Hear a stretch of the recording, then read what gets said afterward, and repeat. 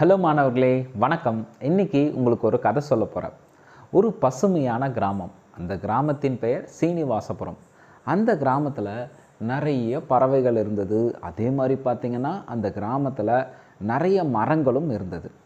அந்த கிராமத்தில் ஒரு ஏழை விவசாயி, அவர் பெயர் ராமசாமி. ராமசாமி பார்த்திங்கன்னா மரங்கள் மீது அதிகம் அன்பு கொண்டவர். ஒரு மரத்தை கூட வெட்ட மாட்டார். அந்த ஊரில் யாராவது மரம் வெட்டினா கூட அவர் அதை உடனே தடுத்து நிறுத்துவார். ஏன்னா மரங்கள் நமக்கு ரொம்ப ரொம்ப முக்கியம். அந்த ராமசாமி பார்த்திங்கன்னா விவசாயம் மூலம் கிடைத்த வருமானம், அதாவது 4524 ரூபாய் அவருக்கு கிடைக்குது. அதை ஒரு 4 பேருக்கு சமமாக பங்கிட்டு கொடுக்கலாம் அப்படின்னு நினைக்கிறார். இப்போது அதுக்கான விடையை நம்ம கண்டுபிடிக்கலாமா? வாங்க பார்ப்போம். இப்போது 4524 ரூபாய் இருக்குது. இதை எத்தனை பேருக்கு சமமாக பங்கிட்டு கொடுக்கணும்? 4 பேருக்கு சமமாக பங்கிட்டு கொடுக்கணும் இல்லையா? அப்போது இடமதிப்பை எடுத்துப்போம். இடமதிப்பில் முதல்ல 1000லேருந்து வருவோம். 4000க்கு 4 மணிகள், அடுத்தது 500க்கு 5 மணிகளை போட்டுப்போம்.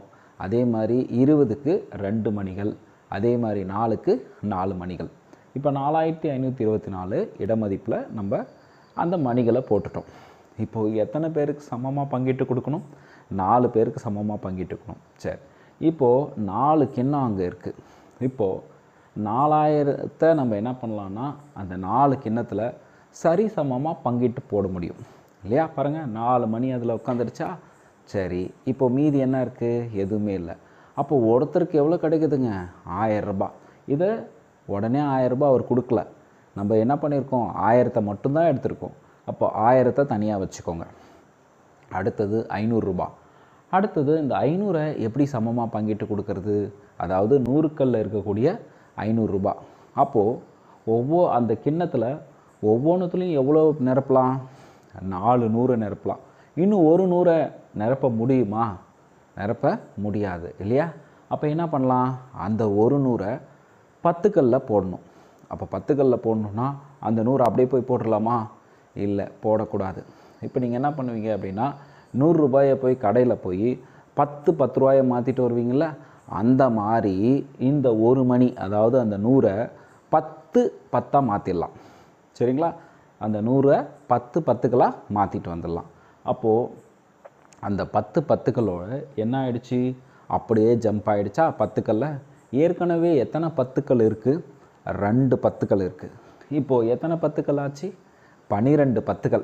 இந்த 12 10 அந்த 4 கிண்ணத்தில் சமமாக பங்கிட்டு போடணும். போடலாமா? பாருங்கள் எவ்வளோ வருது. ஒவ்வொன்றுத்துலேயும் 30 இருக்குது. சரிங்களா? இதில் 30 30 30 30. சரி, அப்போது 10 பொறுத்த வரைக்கும் நமக்கு எவ்வளோ கிடைக்குது? ஒருத்தருக்கு 30 கிடைக்குது. அதுக்கு அடுத்தது 1 கல் மணி, அதாவது 4 இருக்குது. இந்த 4 கிண்ணத்தில் சமமாக பங்கிட்டு போட முடியுமா? முடியும். ஆளுக்கு 1 கிடைக்கும். இப்போ நம்ம அந்த ஈவெல்லாம் எடுத்துடலாம். என்னென்ன கிடைக்குது பாருங்கள். ஃபஸ்ட்டு ஒரு 1000, அடுத்தது 100 கல்லில் ஒரு 100, அடுத்து 10 கல்லில் ஒரு 30, அடுத்தது 1 கல்லில் 1. அப்போ எவ்வளோ கிடைக்குது? கூட்டினா எவ்வளோ கிடைக்குது? 1131. அப்போது ஒவ்வொருத்தருக்கும் எவ்வளோ கொடுக்கலாம் அப்படின்னா 1131 ரூபாய். இதை உங்கள் வகுப்பறையில் உங்கள் ஆசிரியர்கிட்ட இதே பணத்தை கொடுத்து விளையாடு பாருங்களேன், ரொம்ப நல்லாயிருக்கும்.